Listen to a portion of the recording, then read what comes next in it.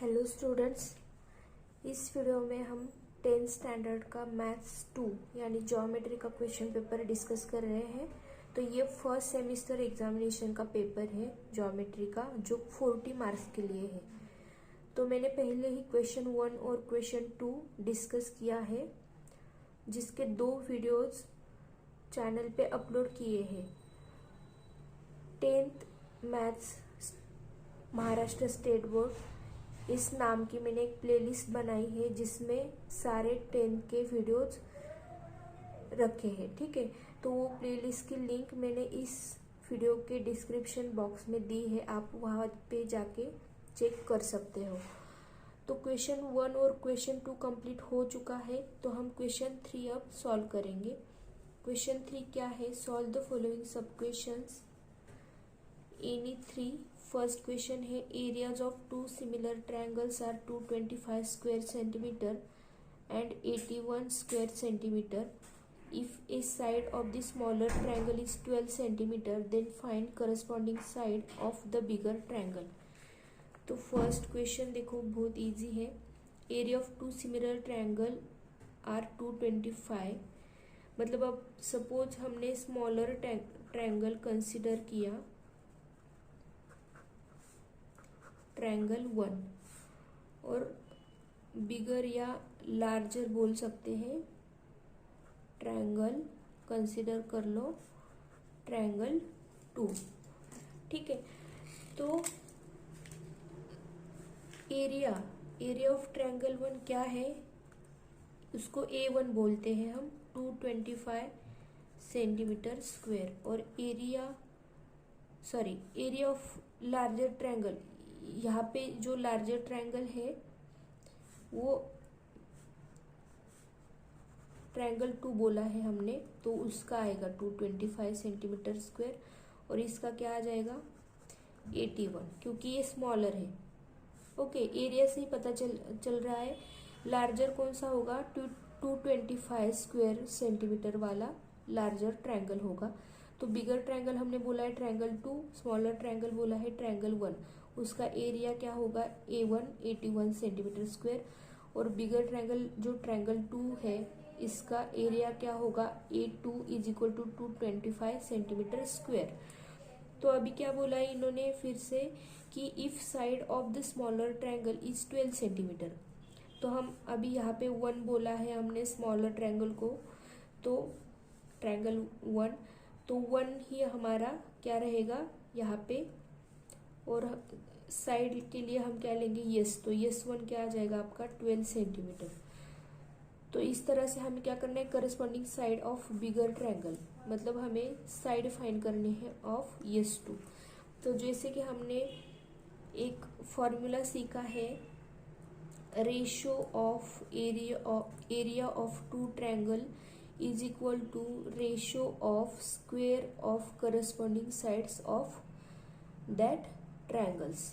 ठीक है, तो A1 और A1 क्या है, area of smaller triangle, A2 क्या है, एरिया ऑफ लार्जर या बिगर ट्रायंगल। तो इसका क्या है formula, A1 by A2 is equal to S1 square divided by S2 square.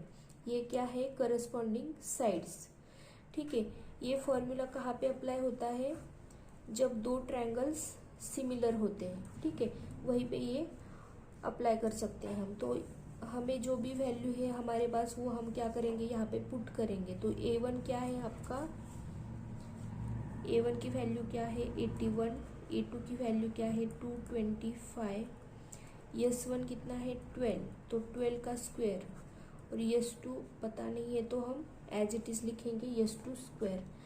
तो अभी हमें S2 की वैल्यू फाइंड करनी है, तो ये इस तरह से क्रॉस मल्टीप्लिकेशन कर लो। तो 81 into S2 square is equal to 225 into 12 का स्क्वायर कितना होगा 144। ठीक है, तो अभी S2 स्क्वायर हम फाइंड करेंगे, तो 81 को इस तरफ लाना होगा। ओके, तो ये 81 क्या हो जाएगा, यहाँ के डिवाइड हो जाएगा। ठीक है, तो अब हम देखो यहाँ पे 9 से डिवाइड कर सकते हैं, 9 इंटू 9 81, तो 9 आ जाएगा यहाँ पे, और यहाँ पे 9 2 ज़ा 18 बचे 4 पे आया 5 मतलब 45 रह गए। तो 9 5 ज़ा 45 तो यहाँ पे 25 आ जाएगा। फिर से हम 9 से डिवाइड कर सकते हैं। यहाँ पे 9 1 ज़ा 9 बचे 5 पे आया 4 तो 54 हो गए। 9 6 ज़ा 54। ठीक है, तो इस तरह से ये टू स्क्वायर कितना आ गया है आपका 25 इंटू 16।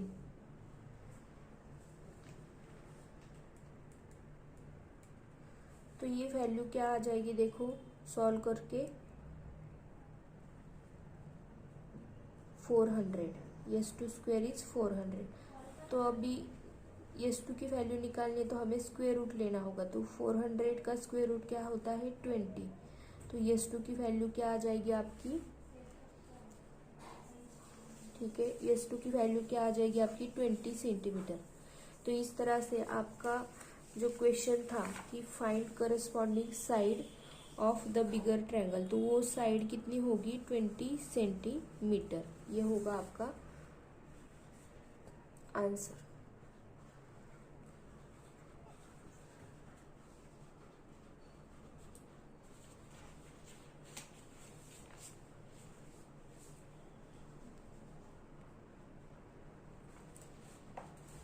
नेक्स्ट क्वेश्चन देखते हैं हम, क्या है नेक्स्ट क्वेश्चन।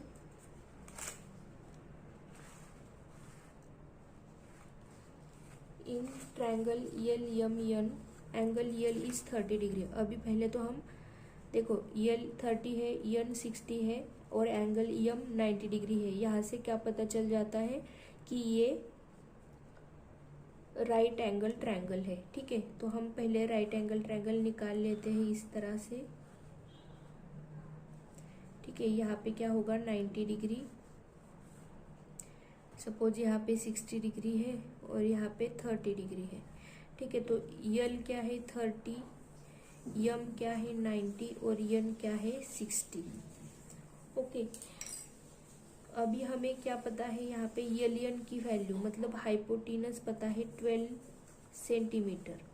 ठीक है, तो फाइंड द रिमेनिंग साइड बोला है।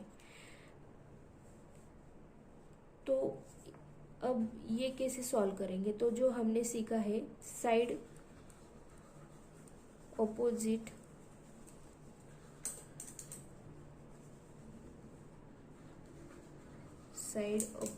To 30 degree angle is equal to 1/2 of the hypotenuse. इसका मतलब क्या हुआ कि 30 डिग्री एंगल जहाँ पे बन रहा है उसके ऑपोजिट जो साइड है मतलब उसके सामने वाली, यहाँ पे कौन सी साइड है यन, तो वो कितनी होती है 1/2 ऑफ दी हाइपोटेनस। अभी हाइपोटेनस क्या है हमारा यल यन, तो यन की वैल्यू क्या आ जाएगी 1/2 इंटू 12, यहाँ पे आ जाएगा 6। तो 6 सेंटीमीटर हमारी यन की वैल्यू आ गई। उसी तरह से 60 डिग्री एंगल का जो प्रॉपर्टी है वो क्या है साइड ऑपोजिट यानी सामने वाली साइड टू 60 डिग्री एंगल, वो कितनी होती है √3/2 ऑफ दी हाइपोटेनस। ठीक है, तो side opposite to 60 degree angle, 60 के इस एंगल, ये जो एंगल बन रहा है इस तरह से, इस एंगल के सामने कौन सी साइड है साइड एलियम LM। ठीक है, तो √3/2 हाइपोटेनस कितना है 12, तो ये देखो 2 6 = 12, तो एलियम क्या आ गया आपका 6√3 सेंटीमीटर। ठीक है, तो इस तरह से आपको क्या करनी थी वैल्यूज फाइंड करनी थी। तो ये हुआ आपका second question. Next third question क्या है, in the adjoining figure the radius of a circle with centre C is 6 centimetre. ठीक है, रेडियस है 6 centimetre. Line AB is tangent at A, इस A पॉइंट से AB एक टेंजेंट ड्रॉ की गई है। आंसर द फॉलोइंग क्वेश्चंस बोला है। What is the measure of angle CAB, तो तो एंगल CAB का मेजर क्या है ये हमें यहाँ पे पूछा गया है। तो यहाँ पे हम एक थ्योरम यूज करेंगे। कौन सा theorem? Theorem of tangent of circle. ठीक है, क्या है? A tangent at any point of a circle is perpendicular to the radius at the point of contact. इसका मतलब क्या होता है? अगर ये आपका सर्कल है और टेंजेंट एट एनी पॉइंट, अभी आपने यहाँ पे इस पॉइंट से पास होने वाली एक टेंजेंट ड्रॉ की है। ठीक है, इसको भी हम A भी बोल देते हैं। सपोज यहाँ पे है इसका सेंटर C और tangent at any point of a circle is, तो यहाँ पे ये टेंजेंट है, तो ये टेंजेंट क्या होगी? Is perpendicular to the radius of at the point of contact. मतलब ये जो पॉइंट ऑफ कांटेक्ट है सर्कल का और टेंजेंट का, इस पे अगर हमने रेडियस ड्रॉ की, मतलब सेंटर से यहाँ पे हमने अगर ज्वाइन किया, तो ये रेडियस क्या रहती है? इस परपेंडिकुलर को, इस टेंजेंट को क्या रहती है? परपेंडिकुलर। इसका मतलब क्या हुआ कि CA is perpendicular to AB। तो अगर एक कोई लाइन परपेंडिकुलर होती है दूसरी लाइन को, तो वो क्या करती है? उस लाइन के साथ 90 डिग्री का एंगल बनाती है। तो इसी तरह से यहाँ पे क्या हो जाएगा? 90 डिग्री का एंगल बन जाएगा। तो अगर हम यहाँ पे CA रेडियस अगर ड्रॉ करते हैं, तो यहाँ पे भी क्या हो जाएगा? CA is perpendicular to AB हो जाएगा और ये एंगल बन जाएगा 90 डिग्री का। तो एंगल क्या आ गया आपका? 90 डिग्री। वाई? बिकॉज ये थ्योरम क्या है? उसका रीजन कि a tangent at any point of a circle is perpendicular to the radius at the point of contact। इसलिए यहाँ पे A पॉइंट की जगह एंगल क्या बन जाएगा? 90 डिग्री। ठीक है। सेकंड क्या है question? What is the distance of point C from line AB and Y। तो पॉइंट C मतलब ये पॉइंट, इसका डिस्टेंस फ्रॉम लाइन AB, तो AB से C का डिस्टेंस कितना है ये पूछा है।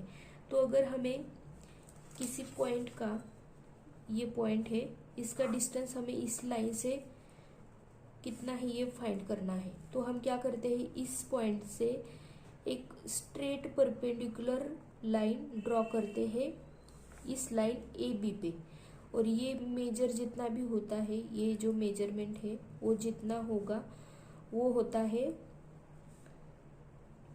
इस लाइन की लेंथ। तो सेम यहाँ पे भी हम अप्लाई करेंगे। तो what is the distance of point C का डिस्टेंस लाइन AB से फाइंड करना है। तो C से AB पे हमें स्ट्रेट लाइन ड्रॉ करनी होगी, जो कि हमने पहले ही ड्रॉ कर ली है। तो ये जो डिस्टेंस होगा, डिस्टेंस या length of AC, length of AC वही क्या होगा? Distance of point C from AB। तो लेंथ ऑफ AC क्या है? AC क्या है? रेडियस ही है आपकी, तो ये 6 सेंटीमीटर है। वही क्या होगा? Distance of point C from line AB, उसका आंसर क्या आएगा? 6 सेंटीमीटर। ठीक है। और रीजन क्या दिया? CA is perpendicular to AB, because CA is perpendicular to AB। Therefore CA का जितना डिस्टेंस है वही पॉइंट C का डिस्टेंस होगा AB से। अभी लास्ट है C ऑप्शन। क्या है? Distance of AB is 6 centimetre.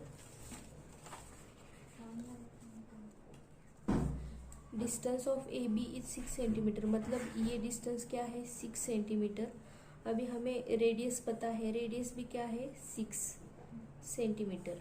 तो हमें क्या फाइंड करना है? डिस्टेंस ऑफ BC, यानी कि हमें हाइपोटेनस फाइंड करना है। ठीक है। तो ये देखो, ये डिस्टेंस ऑफ BC हमें फाइंड करना है। तो ये राइट एंगल ट्रायंगल है। यहाँ पे हम कौन सा थ्योरम अप्लाई कर सकते हैं? Pythagoras theorem. तो BC square is equal to क्या आ जाएगा? AC स्क्वायर, जो दो साइड्स है उनके स्क्वायर का सम, AC square plus AB square. तो वैल्यू पुट कर लो, 6 का स्क्वायर प्लस AB भी क्या है? 6 स्क्वायर, तो 6 स्क्वायर 36 प्लस 6 स्क्वायर 36, टोटल कितना हो गया 72। ठीक है, तो इसको हम कैसे लिख सकते हैं,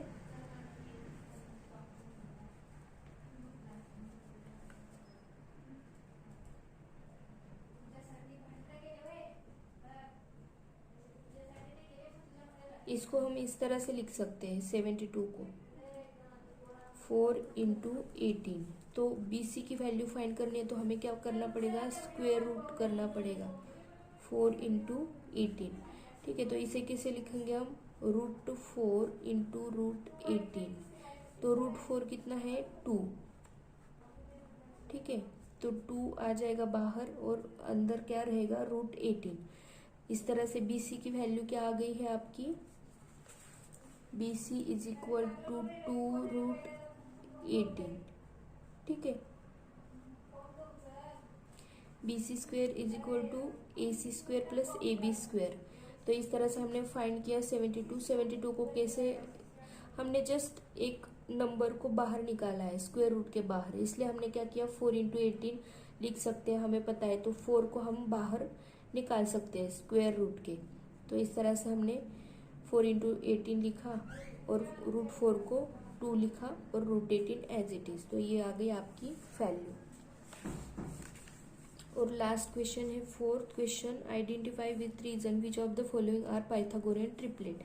तो ये पाइथागोरियन ट्रिपलेट पे पहले भी 1-2 क्वेश्चंस आए हैं जो मैंने पहले वीडियो में डाले हैं। ठीक है, तो यहाँ पे कौन से पाइथागोरियन ट्रिपलेट है हमें चेक करना है। तो 3, 5, 4 दिया है।